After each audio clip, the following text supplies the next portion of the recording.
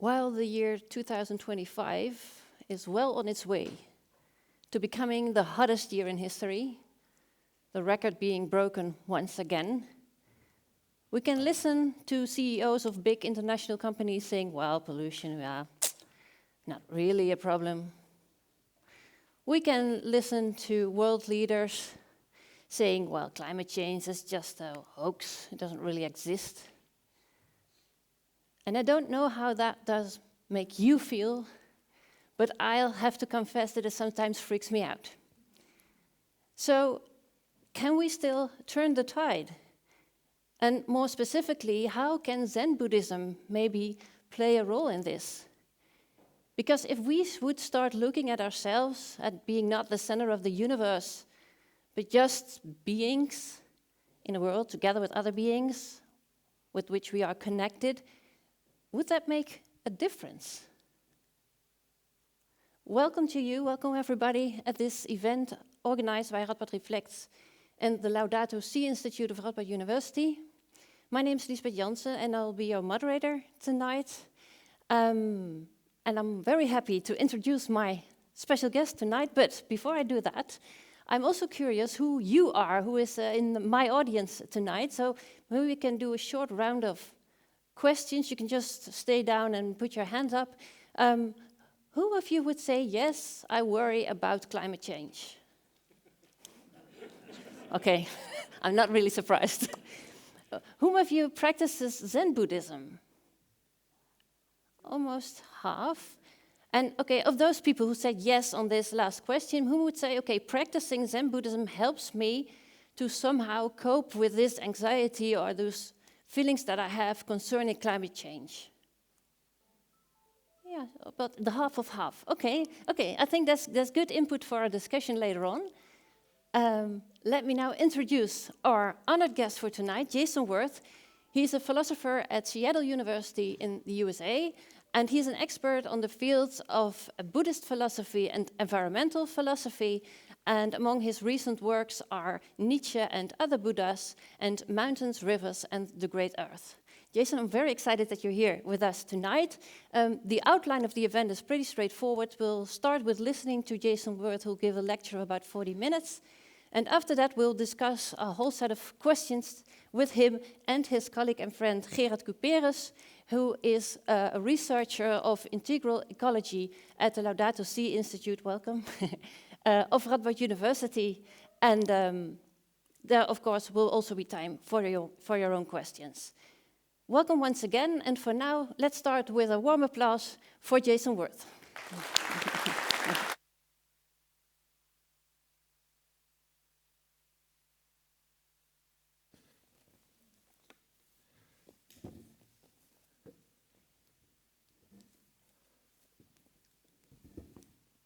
So, thank you all for being here tonight. It's a great honor for me to share my thoughts with you. My strategy is going to be as follows. I don't want to give the sense that if you want to respond thoughtfully and deeply and responsibly to the ecological crisis, yet I too worry about it, and I worry about those who don't worry about it. My claim is not going to be you should do Zen as a condition for taking this seriously. I think that's not true. I think Zen's not for everybody. Those for whom it is for, I think, profit enormously for it. But also, I don't want to give the impression to a Zen practitioner or to someone just Zen curious or just to someone in the audience that by Zen I mean believe these Zen things and we'll build upon these little Zen beliefs into a theory about climate change and how to respond. I think that's not Zen. I remember early in my own Zen training, my first teacher, he had a PhD in Chinese Zen. He was in Japan, in Kyoto. And all of his students were also professors. And he would bring us in, and as soon as he had us there, he would show us the limits of simply trying to use our head to solve this problem. It was a difficult but good teaching.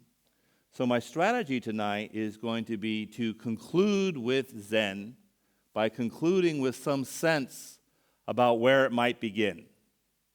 So rather than beginning with Zen and then solving this problem, I'm going to try to argue towards the grounding of a Zen practice. And I'm going to begin tonight because of what I really want to talk about. I might want to say something like this: Zen in the Anthropocene, for me, it's going to look something like recovering the humility of our humanity. What do I mean by that? Those are all very obscure terms, are all troublesome and problematic, and I agree. So I'm going to try to wrest these terms out of a very troubled history. I thought maybe the best place to begin my wresting process is with one of the most famous criticisms of the word humanism. I know that I have some philosophically inclined people in here, but right after World War II, Jean-Paul Sartre gave a very famous lecture on existentialism is a humanism. And as you know, Sartre thought that fundamentally we had no idea who we are, and so in our deeds, we somehow craft our humanity. And Jean Beaufret, a friend of Martin Heidegger, was in the audience. He was extremely disturbed. He wrote a letter to Heidegger saying, have we lost this valuable term, humanity? Is there any help for us? And can we restore meaning to this term, humanism? After, what we saw about our humanity in the 20th century was not so beautiful, and then philosophical, we don't any longer believe these stories. Heidegger's response is very interesting. He first wanted to start by acknowledging how troublesome this term is. By humanism, he's looking at the Latin term going back to the Romans. The Romans, as you might know already, tried to distinguish homo humanus, so the human person, from homo barbarus. So the barbarians, they were the ones outside of humanity, and the kind of person who rose above the barbarians into something proper and dignified that we might call human. That's what they were after. And the metaphor is very interesting. Number one, the metaphor simply of rising above. Who were the barbarians? Well, women, poor people, people who didn't speak good Latin, non-Romans, people subject to being conquered, and you were kind of above them. This is also interesting because we are kind of hardwired in our metaphors still to be stuck with this sense of elevation. We think of, for example, as a philosophy teacher, I share the concern of, I think, any aware person on earth right now, the humanities are under siege, and they are everywhere. They try to eliminate the humanities when it's at a very weak moment in terms of its material support. And humanities, of course, is tied to this higher, now again, really insist on the spatiality, this higher sense of who we are. And Heidegger's response, and it's very, very complicated. On the one hand, he wants to say that Sartre is very symptomatic because we're asking this question, and I think this is really, really true, when we find ourselves no longer at home anywhere in the world. We're unsettled. We don't know what to rise above. We don't know where we're going. From a Zen perspective, someone like Sartre, this is something you don't do in Zen. You sit there and you just start insisting that you're going to find what you need to have an answer to. But also, not only are we not at home anywhere in the world, the problem is we haven't risen highly enough. So Heidegger didn't think that there are good prospects for finding the essence of what it means to be human. And if you fit that essence, you're above the barbarians. And if you don't fit it, well, you're inhumane or somehow less human or don't matter as much as the properly human. He thought all that was not a good idea. But Heidegger's answer, and again, this is not a lecture on Heidegger, was to raise us to the level in which we would be the ones who heard the call of being, became the shepherd of being, became all these things. In a way, there is still some attractive features to that. There was a reason why a lot of the great Zen practitioners, when they would come to Germany, D.T. Suzuki, Hisamatsu, others, they would seek an audience with Heidegger. They thought there was some resonance with Zen. And there is, to some extent. And there still is something to be said for that opening up ecstatically to a world that we shut down by being very categorical and very definitional. The discourse on shepherding being, come on another level. Oh my gosh, it's the hottest summer ever recorded yet again, beating last year, which beat the year before, which beat the year before. Well, let's just go back to start shepherding being a little harder. Really, it's not really that relevant. You're shepherding being, but what's interesting is there's no sense in this definition about what is at the heart of the word humanity that is being used in a very maybe disturbing way by the Romans. What is the etymology of the human?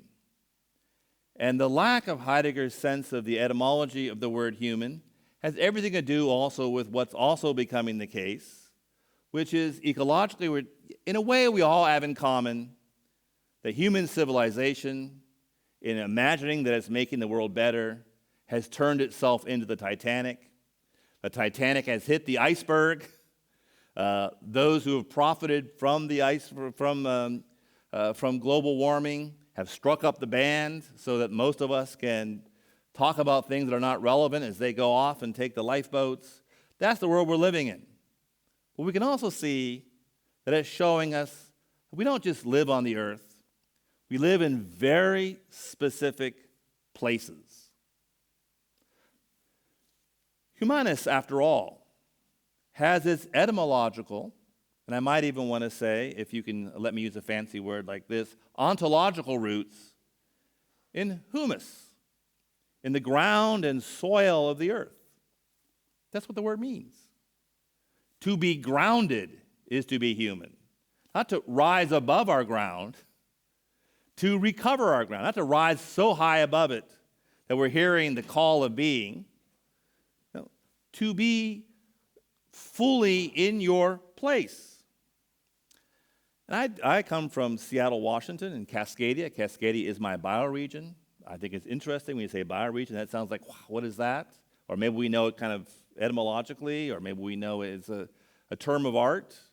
But it's interesting that most people in the world could not identify their bioregion. They would just say, I live in a bioregion. Well, which one? What characterizes it? But in my bioregion, I'm going to quote a couple of people from that region who are going to try to think this problem not just in an all-over-the-place way, but within my bioregion. I begin with a poet-artist who's no longer with us, Tom J., and he's reflecting on this term, human. Allow me to read Tom J. We are all earthborn, literally and figuratively. And the word human confirms this assertion. Our words human, humble, and homage all derive from the Latin humus, earth, soil, ground, region. A human is earthborn, shares the quality of humus.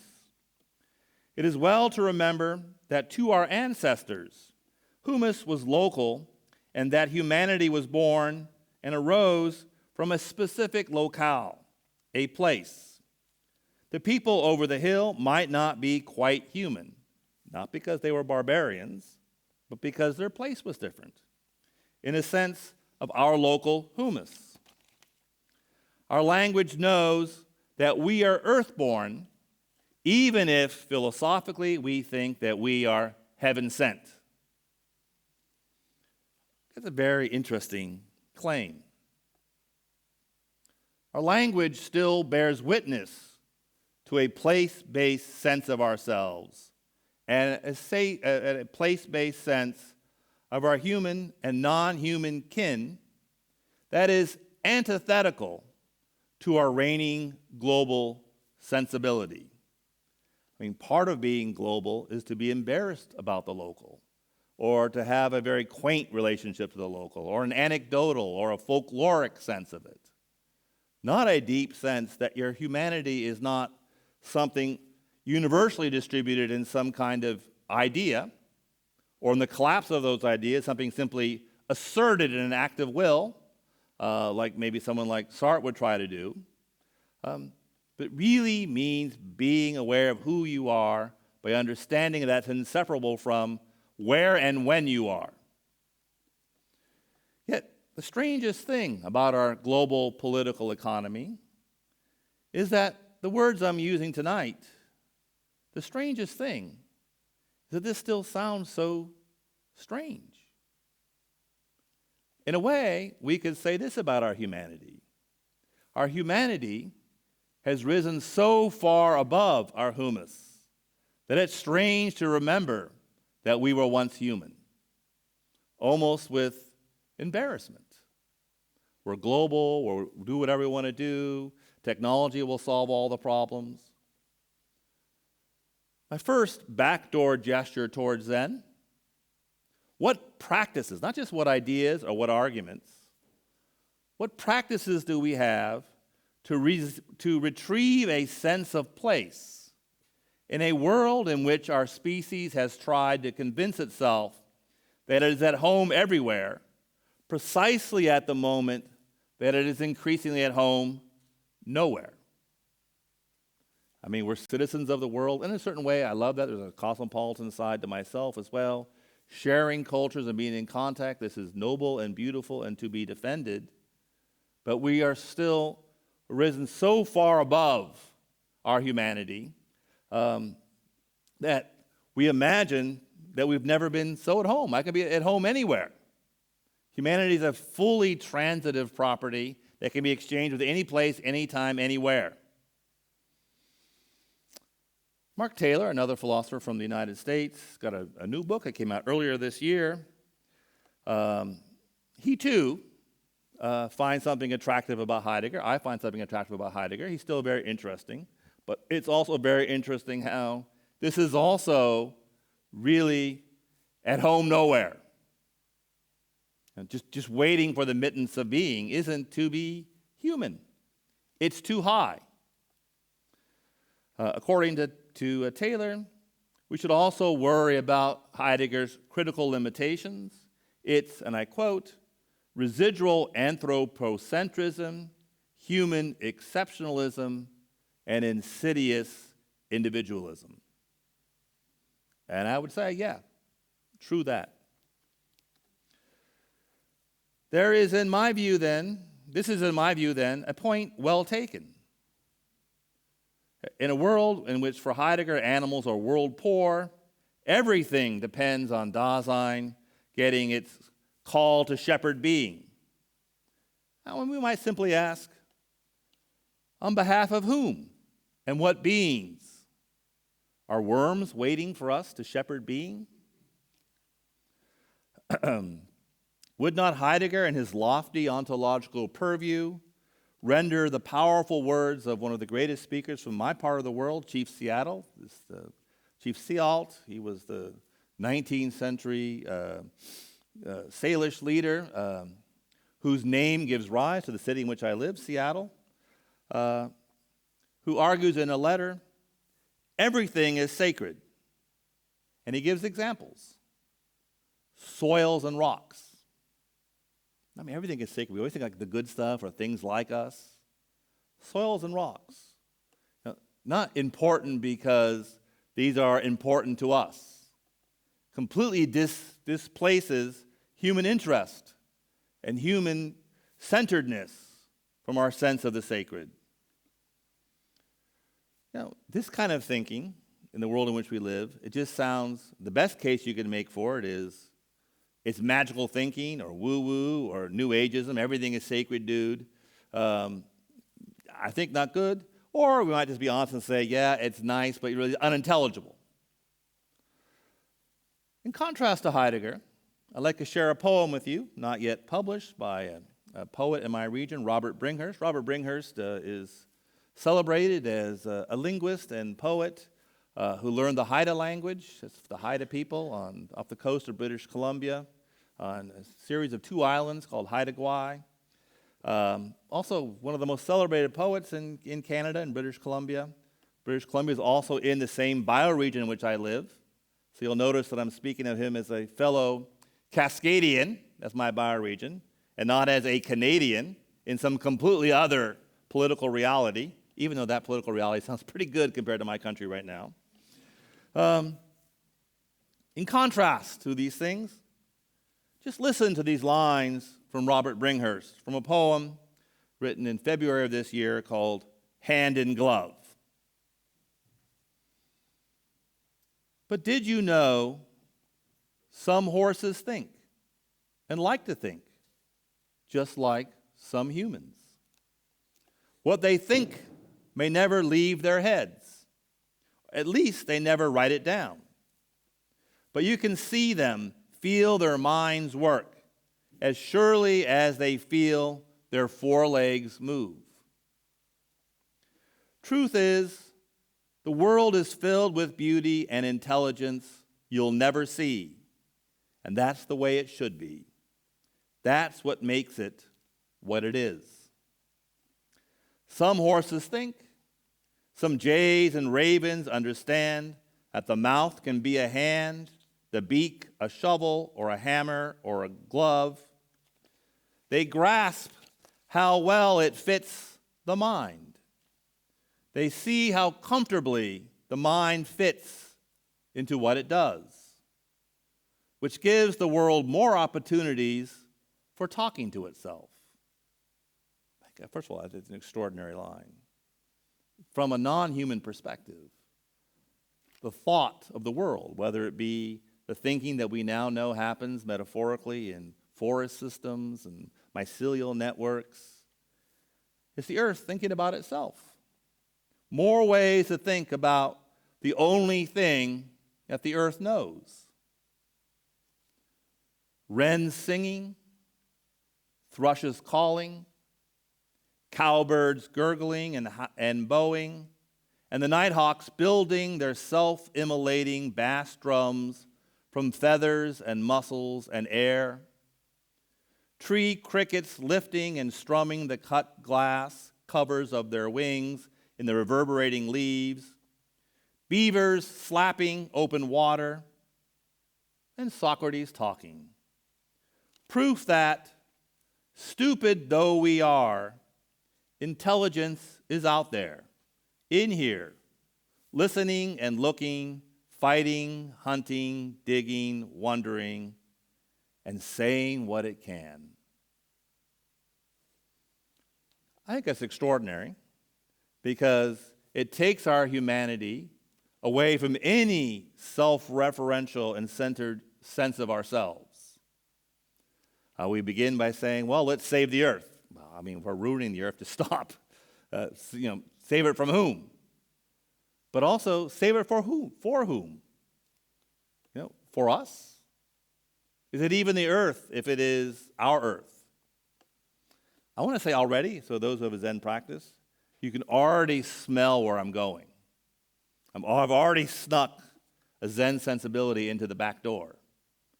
I think one of the things that's very salutary about a Zen practice is you sit there on your pillow as much as you can, as hard as you can. You do everything you can. You work hard and hard and hard and hard. And when it seems too hard, you keep working hard again. And then one day it just falls away. It just sloughs off. Almost as if in the same way, to use the reverse metaphor, if you try to go to sleep, like I say, oh, wow, I want to hear Wirth on Monday night. It's going to be amazing. I heard he's crazy, very entertaining. He'll do poetry. I need to be well rested. I'm going to go to sleep so I can get up early and prepare the day. If you try to go to sleep, what happens? You never sleep. It's called insomnia. Taking credit for sleeping being something that you do. Sleeping only happens when the fiction of a you just dissipates. It falls away. It drops off. But in Zen, we're not falling asleep. In a way, Zen is already beginning with the problem that we are so somnolent that we imagine that flying above the earth, we're home everywhere, unable to see that we have lost any sense of being at home anywhere. So we don't fall asleep. We try to fall awake. But to fall awake, you have to let go of yourself. Zen, I would say, in an ecological idiom, it's a little bit like the art of trying to learn to think like a planet. But think like a planet, bioregion by bioregion. Humans cannot be humans simply by being human. This is said in the very meaning of the word human. Again, Mark Taylor. Human derives from the word humus, which is the organic component of soil, formed by the decomposition of leaves and other plant material by microorganisms. Death and life are thoroughly entangled.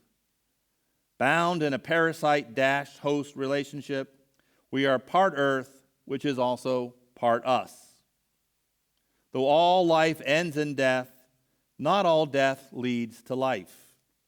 Things are now so far out of balance that we may be past the point of no return.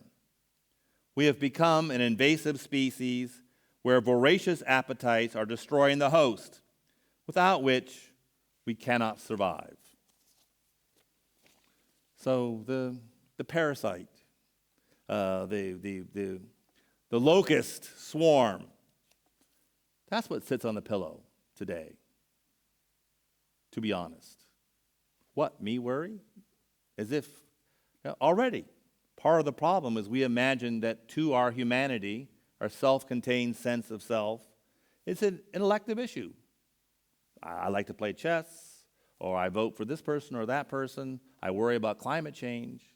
Worrying about climate change is most deeply to worry about your own humanity, not in some essential sense, a sense of humanity that is already, and again, I'm going to do my Zen gesture here right now, as the ego falls away, as it shows itself, as the Buddhist tradition has argued, to be empty. Empty does not mean nothing there. It doesn't mean like start looking no ground. Empty was a very technical term. Empty simply meant that for each X, X cannot be X simply by being X. Or I'll put it less abstractly. If you're human just by being human, you're just all human in your essential self, that sounds great. Let me just take away all these extraneous things that are not you. Air, language, drinking water, safety, education, friends. And we're just now superficially starting to ground ourselves in the vast interrelated webs, all of which are operating, making possible your alienation. This is Zen. And for Zen, then, this is the time of political ecology. And I want to insist on this point. You normally think Zen, I got to take care of myself, find my Zen groove, get the Dharma working for me. That's okay in the beginning. Work that for a while, but then get over it.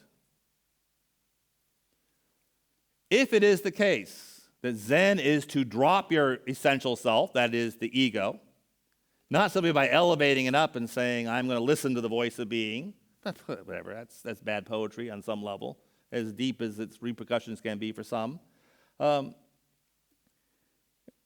If it is deeply your humus, it's not obvious, it's not stable, it's not a substance, it's not a stable ground, it is not something fully fathomable, it is something dynamic and evolving, it is something to which you have to be open, it's something that is changing, and it is something, whatever it is, that sets the parameters, however dynamic and however evolving, to any possible politics and economics. If it does not do that, your politics and economics are some very abstract of your sense of yourself imposed on your very humanity, imposed on the very soil whose mysterious ground and whose beneficent fruit is the world that we know, including the lives here that we share.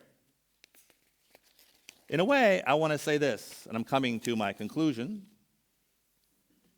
There is something in a more defensible sense, unhomely, about our humanity in the literal sense. You know, I don't know how it is in Dutch. I know the Germans, you know, they don't really say heimlich, but you do say unheimlich. You know, a sense of strangeness or uncanniness, you know, not being at home. But, you know, in a very deep sense, that is our home. You know, to be mired not in the obviousness or ideology of some place. Zen would be the exact opposite, say, of some, well, I don't know, I'll pick two examples. They're quite similar. Hitler and Trump, two birds of a feather. You know, make America great again. What is this America? It's pure ideology. It's a nonsense place. It does not exist. You know, Erde umboden, Blut umboden, all this stuff, Heimat. You know, that's in your head. That is to be so elevated, to be so alienated from place, that even seems like something not ridiculous to say. But that's, of course, the problem that we're in. We've risen so far above things that we don't know how to get back down, that has made it possible to, and this is Bruno Latour's analysis, to deviate from the work at hand, which is settling back into our humanity, settling back into the evolving and mysterious and strange grounds of our humanity that we share, not just with all people, but with all things in our bioregions and our earth. But as we're trying somehow to de-alienate ourselves, there's a huge opportunity for the hysterical right to not try to go back down, but to bisect the way back down from the global drunkenness of our hyper-elevation into being in the earth at all places but no place.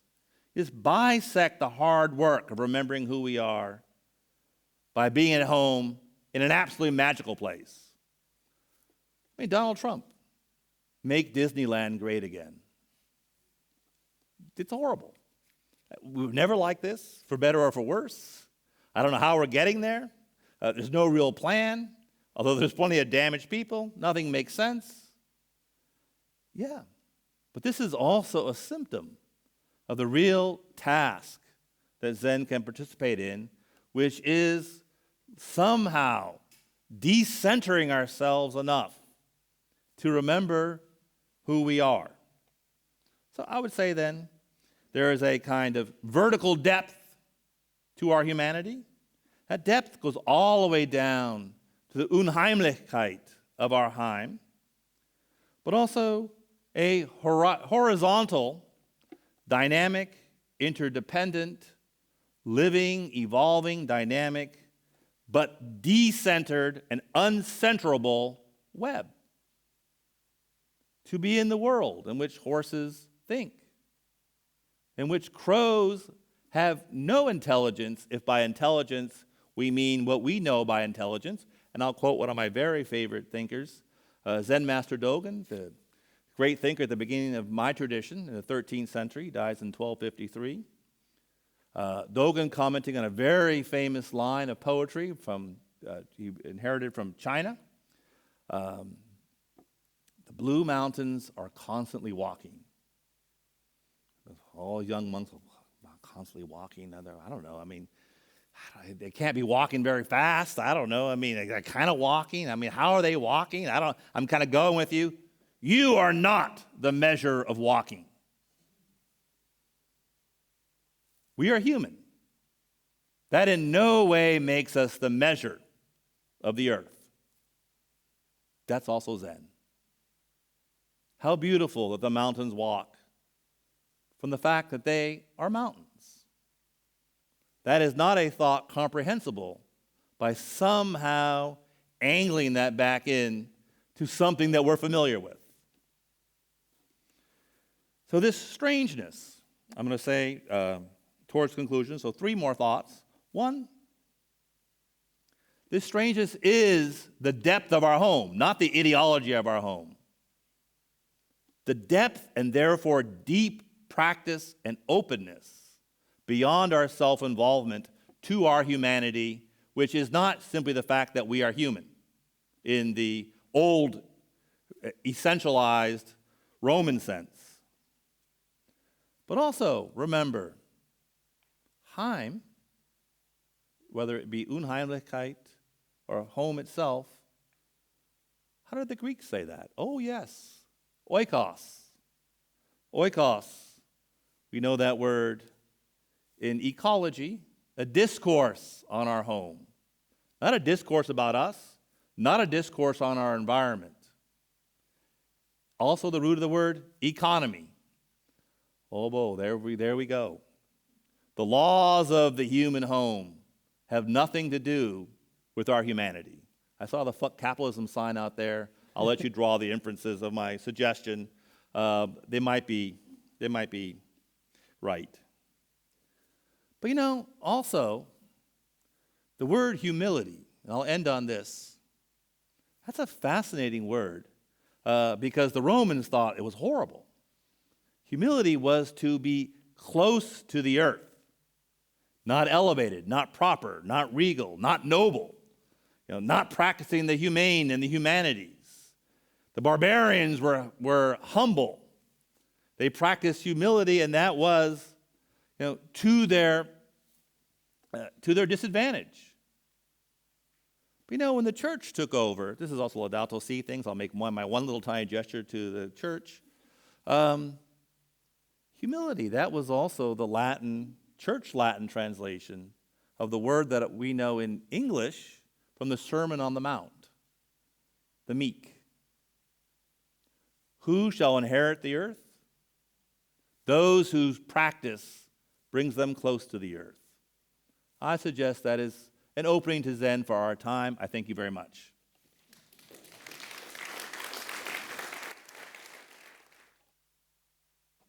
You're welcome. So I think you've given us a lot of food for thought in 40 minutes.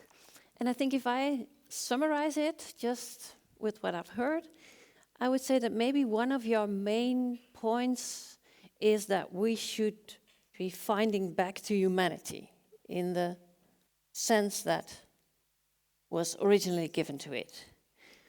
Gerard, would you also say that this is an important point? Have we sort of lost our idea of what it means to be human? Yes. So, and of course, yes, Jason has given us a lot of food for thought here. I'll also make a few turns here in my initial answer, also reflecting on what you said about being home or not being at home, not being grounded, not being in the ground, not being humus any longer. Jason and I are going tomorrow towards Italy to Turin, and we got last night a message that said, well, you can find the university by taking a left at a Burger King. And that indicates something about the kind of homogenized world that we live in, that you can go to a completely different part of the world and you still find a Burger King or a McDonald's or a Hilton hotel for that matter.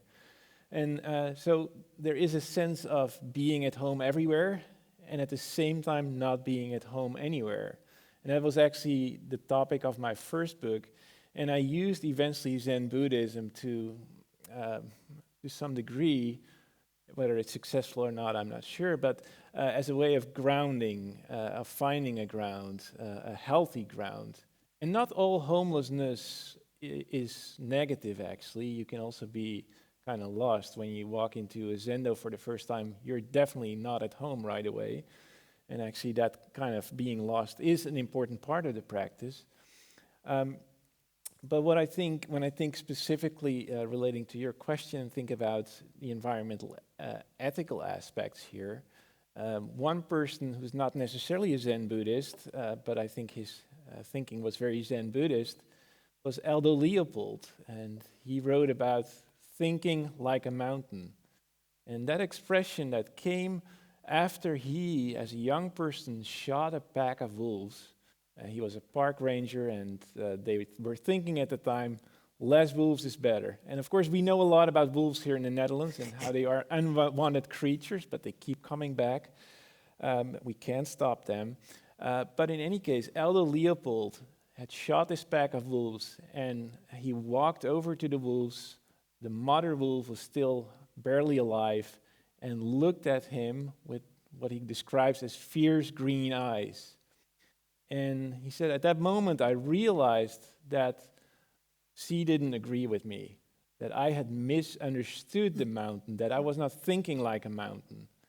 And I think that's very powerful, because you find that kind of judgment about ourselves from a non-human perspective, from the perspective of the wolf and the mountain.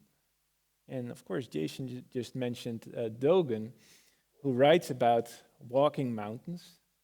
And this comes from a text called the Mountains and Water Sutra. And as I've actually learned from Jason, it's not a sutra about mountains and water. A sutra is a lesson, right? It is their sutra. It's how mountains and waters speak. Mm-hmm.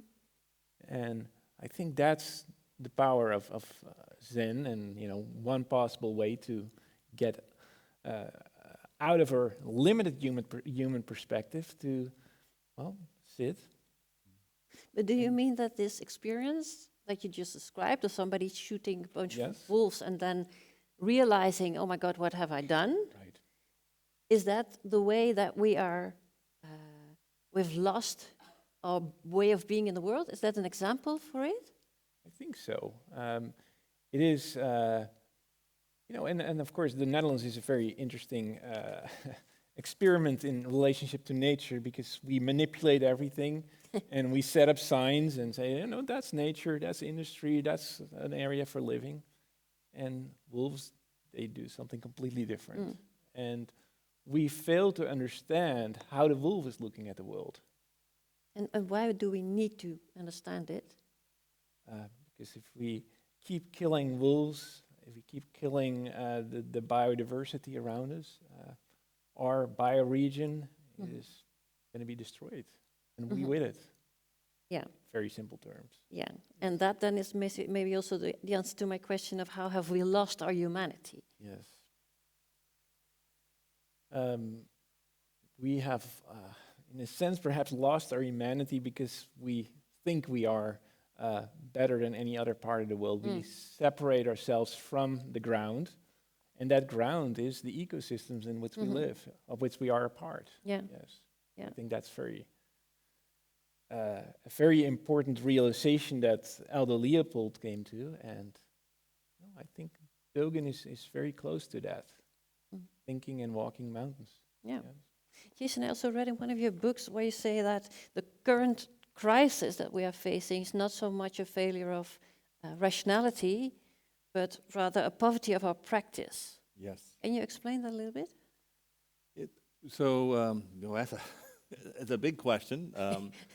By practice, I would mean things like Zen, and in the sense that tonight I was trying to suggest that Zen is not just another theory about the world that you can then examine, like you examine any other theory and say, that's right, I believe it, that's wrong, I don't believe it. I think Zen practice will help you think about the world theoretically when you do think about it theoretically, but it is not itself a theory. Everything is practicing Zen, not by being itself. So I know I take a very provocative thing by trying to defend humanity, by wresting it away from the only way it's really been used seriously for 2,000 years, and this legacy is then being treated as, well, we're in our post-human phase. There's no essential thing that we are. But already in the beginnings of this very word in Roman times, of elevating above our ground, of becoming more involved in ourselves, this practice is the opposite of a Zen practice. So the poverty of our practice is, well, what is Zen? Mountains being mountains, pine trees being green in the winter, shit smelling, Donald Trump being stupid, horses jumping in the field. That's Zen. But in a way, I would say then the limit of rationality is always think, well, how do we think value? And this is a huge problem in environmental philosophy today because we're stuck between two untenable positions. One, what makes something valuable? Well, because it's good for us. That makes it valuable.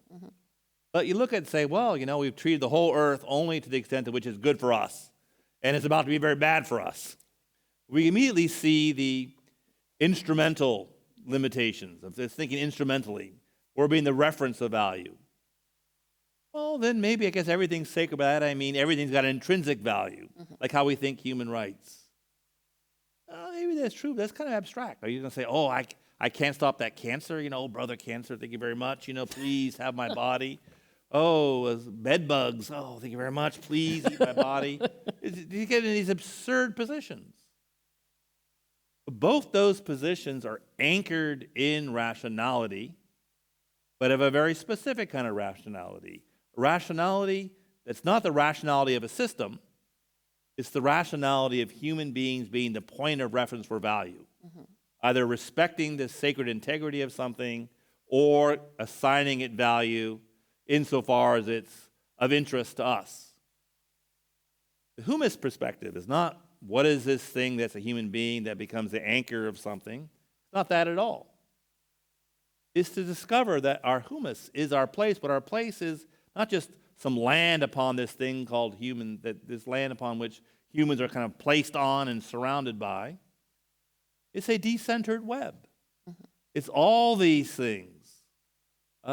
It's this vast, interrelated web of forces, all of which constellate in such ways that we, along with all other things in a bioregion, become possible. And then Zen would be the practice of experiencing this. So not thinking about things and having concepts and theories, but just sitting there on your pillow and realizing that a mountain is a mountain and a bee is a bee. Yeah, I think even more deeply, one way of saying that, well, what realization do I come to through Zen? I that would realize this or that, that's what's being contested in Zen. Zen is fundamentally what Dogen called Shinjin Datsuraku, the sloughing off or falling away of body and mind. As in, the one for whom theory is simply what do I think about something, or the world that surrounds me that is motivated by my interest or my respect because it's sacred, it's this point of reference that drops away. It's to awaken as I live in the world not surrounding me or about me or by which I judge. Dogen once had this image of how we begin in a normal frame of mind as being on a boat and saying, wow, look at the shore move. And Dogen says, yeah, the shore seems to be moving because you don't see your own moving. You don't see how you're setting this thing up. The boat becomes exposed as it falls away. You're in the world, not before the world. But then, okay, this is for me. I hear a lot of, well, it's a bit abstract. So then if I'm going to put I'm going to ask the really practical question, so how is this, so this new way, for a lot of people, new way of looking at the world going to help us, if that's, I can put it that way, to deal with, well, the ecological crisis we are facing? Well, we're not going to deal with the ecological crisis until we see ourselves as part of the crisis. It's not something happening to us. We are the crisis. In that way, from a Zen perspective, it's quite revelatory. The first noble truth is the noble truth of dukkha, of life out of balance, of life broken, life unable to move itself forward. Well, the climate change and all the other aspects of the ecological crisis, of which that's just one, it is a very great mirror in which we can really see who we are. Now, of course, we go, wow, we're that great. We congratulate ourselves when it mirrors us back, or we just promise ourselves that, if I get drunker, I'll get over my alcoholism. We had those kinds of responses. But really, we get to the point where it drives us to try to get to the root of the cause. The root of the cause is we don't see that we are the earth. not our home as if it's separate from us.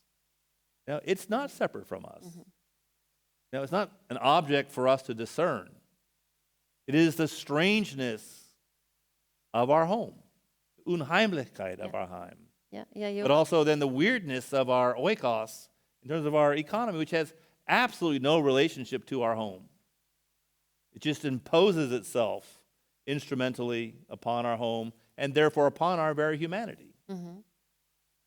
Yeah, you also in your lecture you said we are no longer at home in the world. And Gerard, I know you also have written about the alienation of place. So we are not, I think it's pretty much the same thing maybe? Yes, I think we are very much in line there, yes. So what is it, this alienation of place? Well, we of course think we know everything, right? We collect data on mountains, for example, and rivers. We keep compiling all this information. We know that there's climate change, and yet we don't act upon it, right? And I think one of the interesting aspects that Jason was also saying in slightly different words, right? We can change our perspective because we realize that it's only one among many. Right, so Dogen also speaks about the fish who are swimming in the water. They have no idea they're swimming in water, right? As we have no idea that we're walking through the air. Actually, we know, but we're not aware of it. So we can change these perspectives, and I think that's one of the strengths of Zen Buddhism, or Buddhism more generally, probably, that everything that we think is true can also be very differently expressed in another way, through the perspective of mountains, for example. That's extremely powerful. But why is this the alienation of place? Because we don't know our ecosystems any longer. We have, I have moved several times during my life, including to the United States, where I lived for a long time. And there's something fabulous about the ability to do that. And I already spoke some English, so it was not that hard in that regard. I'm also a white male, so that also makes it relatively easy to move across the globe. But what I have lived for 15 years or so in San Francisco, what do I know about that bioregion? A little bit. Perhaps more than the average person living there, but I don't know a whole lot. And why is that the problem? Because we don't even recognize climate change if it occurs. Because I grew up in the Netherlands, right? And I think the weather that we experienced a few days ago, we used to have that when I was young, but only rarely. Now it happens constantly. So I've lived long enough, but one life to experience that, but it's only one lifetime, right? So we haven't learned really from, if we keep moving across the globe, we keep getting more alienated from the places that we live in. We don't recognize what's happening. And to give you one really horrible example of this is Japan, the tsunami in 2011. In the mountains, actually Bruno Latour also writes about this, in the mountains in Japan, there are markers. They're hundreds of years old, and those markers have a text on them. It says pretty much, don't build your homes below this point. The tsunami stopped just 50 meters from those markers. So the knowledge was the wisdom was in the mountains. People ignored it. They thought it was artifacts. This is how we have alienated from our places. Artifacts, but probably also thought we are much more intelligent now. We don't need that. Yes. We have our technological inventions and too much trust in ourselves. Yeah. Yes. So you would say that by being, well, maybe in the same place for a longer time, we get to know it better, and that makes us also more humus, right? More grounded, and in that way, we can better respect maybe the world we live in or the place we live in. Yes, absolutely. And I think also, particularly in places like the United States, of course, there have been cultures that lived there for thousands of years that knew these places extremely well, and they carry still some of that wisdom of their cultures in them. A lot of it has been destroyed. Their languages have been largely destroyed. A lot of their wisdom has been destroyed, but there are still parts of that. And I also know through Jason that Zen actually is one way in which these cultures can be assisted in retrieving some of that wisdom. Yeah, by retrieving it or by realizing that it's worthwhile. Both, I would Yeah. say. I mean, another way of putting exactly his points might be that Zen is also a deep practice of developing an ecosophical point of view, wisdom about the home.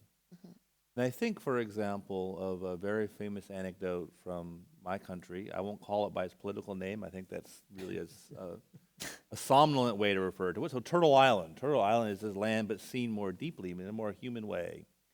Less alienated by imagining that I'm a human being here, but that my humanity is precisely what I've lost by losing a sense of my place. So as this Turtle Island was being colonized, one of the ways it was colonized was with science. Now, science is neither good nor bad.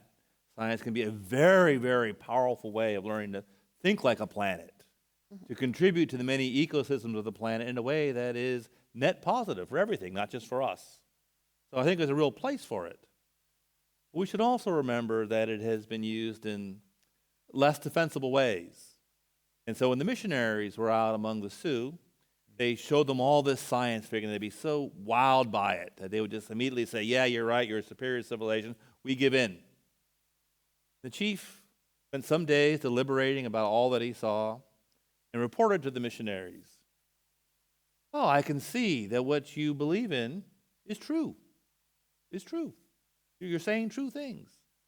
Some of the things you're saying are so amazing that I sense they're true even though I don't understand them. But we refuse your way of being because it's inadequate. Not false, inadequate. And Vine Deloria, one of the most famous indigenous thinkers in my part of the world, that this was the problem of science. The problem of science has nothing to do with whether it's true or false. It's a very powerful way of producing true statements about the world. The problem is you've put this power into a very unwise set of civilizations, an infantile and immature set of civilizations. The massive power that opens up for this simply becomes all the technology going to produce more heroin for the machine makers. It was inadequate because it's not wise. It's not present to who we are. Science was a threat to humanity not because it's false, but because it belongs to cultures unwise enough to be able to deploy its possibilities. It's this kind of practice that I'm trying, and that Gerard is trying to draw your attention to. Would you then maybe also say that this whole ecological crisis is also a spiritual crisis?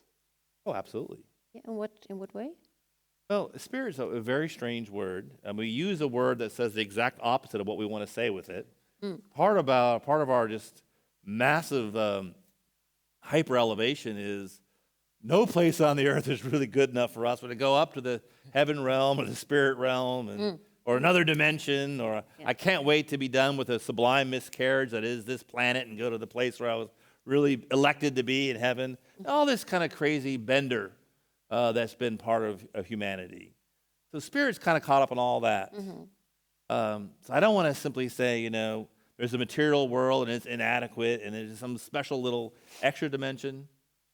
Then there really is, or would find as a completely false duality, matter versus spirit. I mean, planet has a very complex, decentered, web-like mind in which our form of life is simply a small piece which has no capacity to center or to recenter in something even besides ourselves of this web. To practice this, to simply be in reality, but by reality, I'm not defining reality versus appearance as if there's two dimensions. Reality versus delusion, somnolence, arrogance, self-infatuation, and therefore an hallucinatory sense of ourselves. A kind of drunken self-regard versus reality. Sobriety, wisdom, ecosophical approach. How grateful we should be even for the worm and fly. Maybe Gerard, maybe Yeah. maybe I should ask you this. You work for the Laudato Si Institute. Yes, exactly. If we're talking about spiritual crisis or about spirituality, this is, I think, this whole thought is also very present in this famous encyclical by the late Pope Francis. So, do you see any similarities between the thought of Zen Buddhism and Catholicism, or at least I actually wrote a paper on, I published an essay on the comparisons between, comparing Laudato Si. So this is the Catholic encyclical by Pope Francis about environment and justice, and Dogen. So I made a comparison between the two. So definitely, yes, there are a lot of comparisons. And one of the powerful parts about that encyclical of Pope Francis, it's actually funny that I speak about Laudato Si because I think Jason is actually more Catholic than I am. But in any case, that's just a side thing. One of the great things about Laudato Si, the encyclical of Pope Francis, that on one of the first pages he said this is a document not just for Catholics. He makes that very explicit. It's for all people of goodwill. And I think he identified really a spiritual crisis, right? A crisis in spirituality, whatever we want to call it. Now, I'm not always comfortable with the word spirituality, but going with that word, Pope Francis talks about a conversion, an ecological conversion that's needed, right? We need to turn to the ecosystems in which we live, and we need to turn towards one another, not against one another. So he speaks of two crises, a social crisis and an ecological crisis. And we cannot think those two apart from one another, right? They're in many ways they're connected. Right? How we treat one another, how we treat animals, how we treat nature. And I think it was Marcuse who already said, the oppression of humans goes hand in hand with the oppression of nature. That's a thought that we are reminded of every day during these political times. Yes. Yeah, sure. Well, I'm wondering that, for example, one of the central concepts in Christian philosophy, of course, is hope. Does that play a role in Buddhism, or more specifically in Zen Buddhism too? Yes and no. I would say one thing. I mean, I share Gerard's passion for Laudato Si. I think it's a very important document. It invites us to work together on our shared ground. Our ground is actually the ground itself. Yeah. It's a very grounded document. No matter whatever spiritual preferences or lack thereof you may have, none of those things are possible without your humanity. It's to awaken us to our shared humanity, which is our common ground, which is not a common idea of which we're all instantiations. It's the earth itself. That's my broad thing. And then you had a second question. The concept of hope. Yes, hope. Yeah, I'll put a little pitch out for hope, but a very cautious one. Hope is first often associated with maybe optimism, with some sense that things are going to get better. I don't think you can be rational and optimistic today, but you can be hopeful. But hope isn't, I expect things to get better. The answer is always already having been there. It's right there. We live in the Buddha lands. We live in the sacred earth. We live in the web. It's not elsewhere. It's not going to come one day, and I hope we get to it. It's not the promised land. I hope we all get there. We're already here. You ask me as a human being, do I hope that we become human? I sure do hope that we become human. Do I expect us to become human? I'm not so sure, but I sure hope so. And maybe this is what you said in the beginning of all things being there already. If I think about that, if that is one of the central ideas of Zen Buddhism, and then I think of, that maybe also implies that things are good the way they are. Am I right, or is this? That would be two different things. I mean, the earth is already there. Yeah. It's not to come.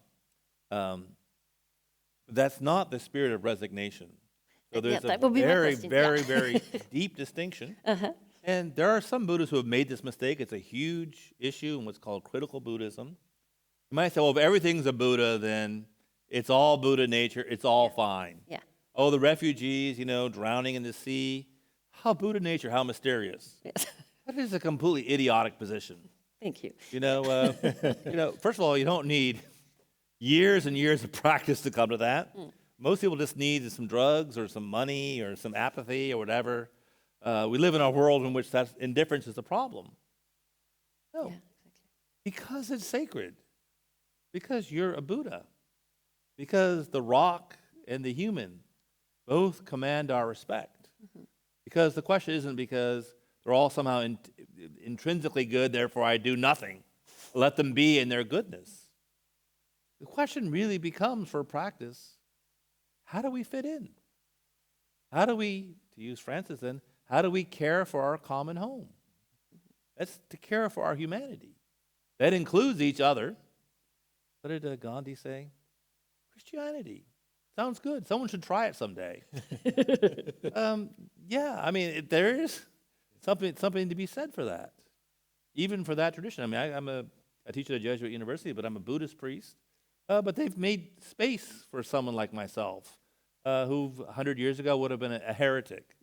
There is a sense in which our common home, the question is, how do we fit in? How do we belong? Our humanity is not a fact that we can identify and then believe in. It's the ongoing demand of our compassionate responsibility for our humanity, which extends to the entire web, animate and inanimate, of our humanity. It all matters. What do we do with cancer? Not, it's Buddha nature. Thank you very much. I'm not going to cure you. No, it's idiotic. We have to think more systemically about these things. Now, what do viruses tell us about how we've talked ourselves into living on this earth right now? They could spread globally. And one level, it's an amazing thing.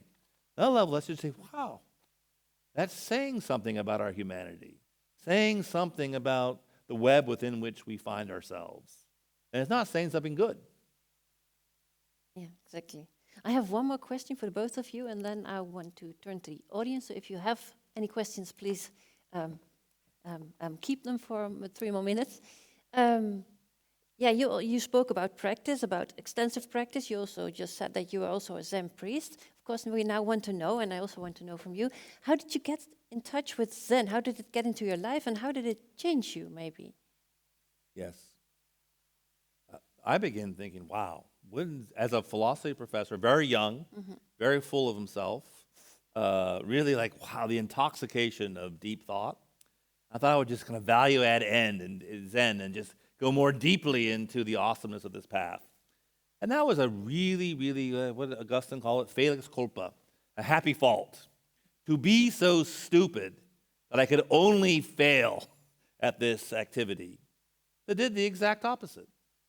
I shipwrecked myself.